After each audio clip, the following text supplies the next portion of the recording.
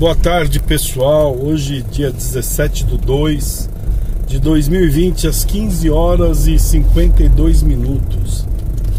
Eu resolvi fazer esse vídeo.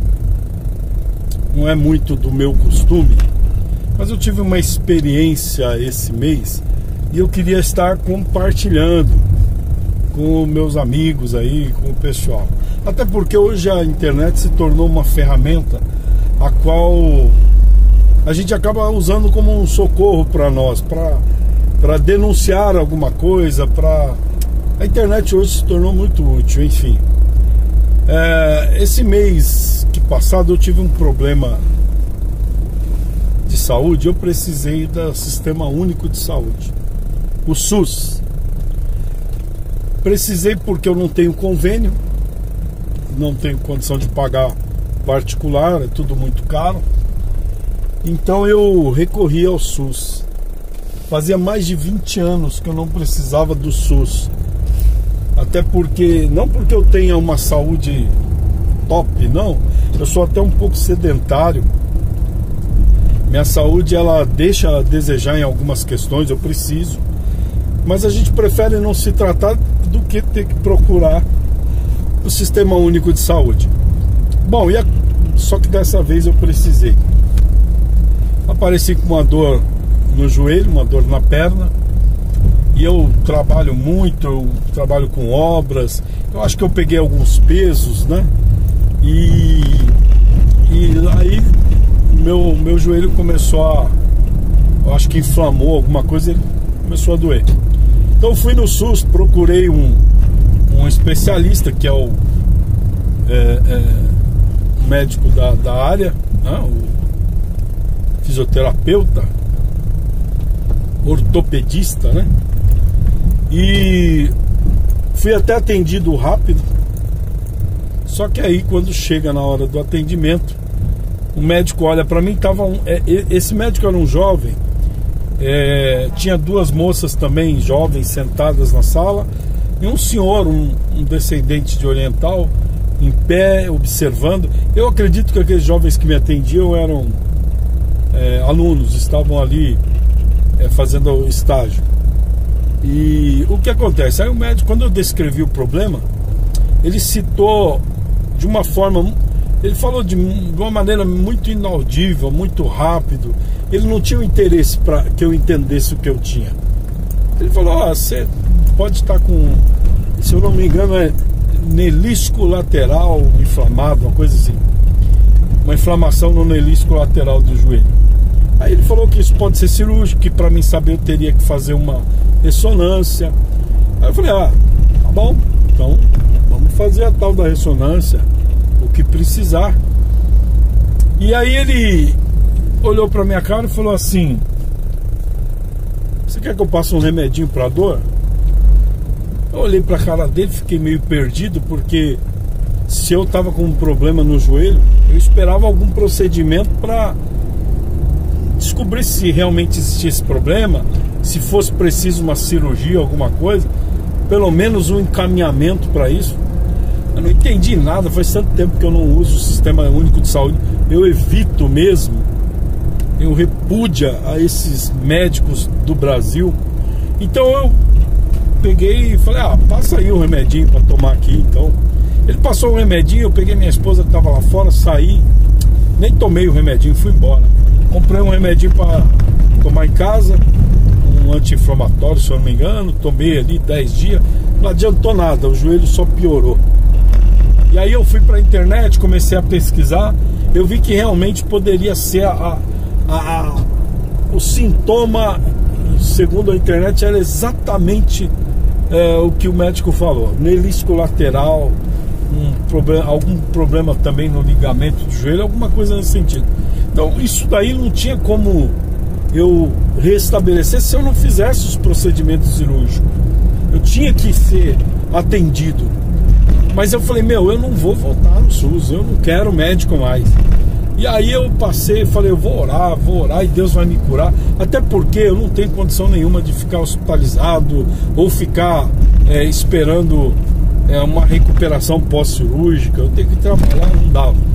E aí, resumindo, eu não fiz o tratamento, não fui mais procurar o médico e comecei a andar com aquele joelho, pus uma joelheira e fui sofrendo ali e fiquei um pouco mais de um mês talvez com isso. E na última semana agora, por incrível que pareça, minhas orações foram ouvidas. Eu tenho sentido uma considerável recuperação. O joelho está se restabelecendo. Só que essa semana o meu filho trabalhando comigo, ele começou a passar mal, ele não estava se sentindo bem, começou a se sentir fraco, dormência nos braços, e nós não fazemos ideia o que é isso. Aí surge de novo aquele conflito, ir no SUS, procurar esses médicos.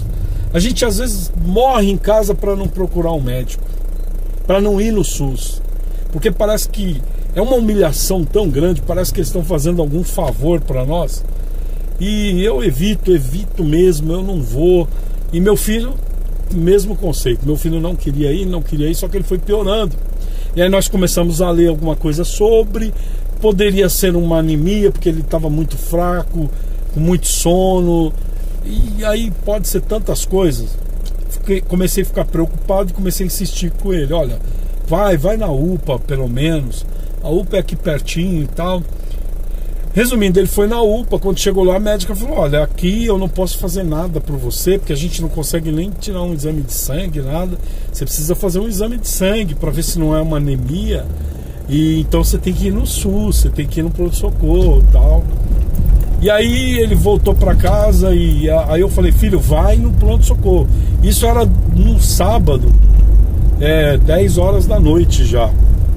E ele, não, pai, eu não quero ir, chega lá eles não atendem, eu vou passar um sufoco. Eu falei, meu filho, tenta aí, você precisa ir, pode ser perigoso. Resumindo, convenci ele a ir.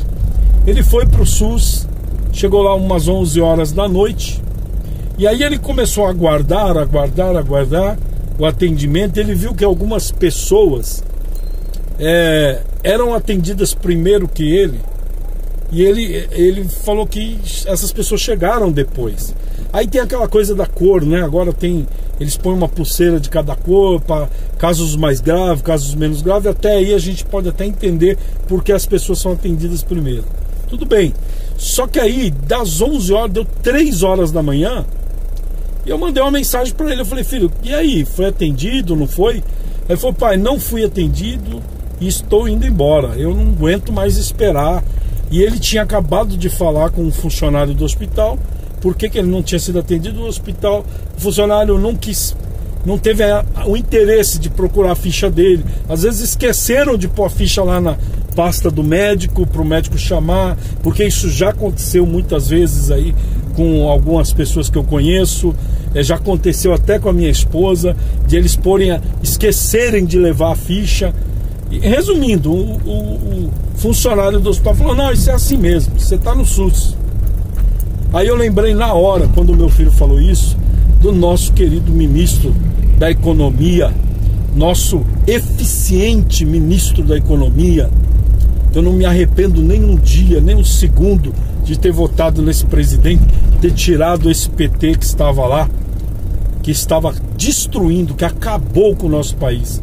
Então o nosso ministro chamou o funcionalismo público de uma certa maneira de parasitas.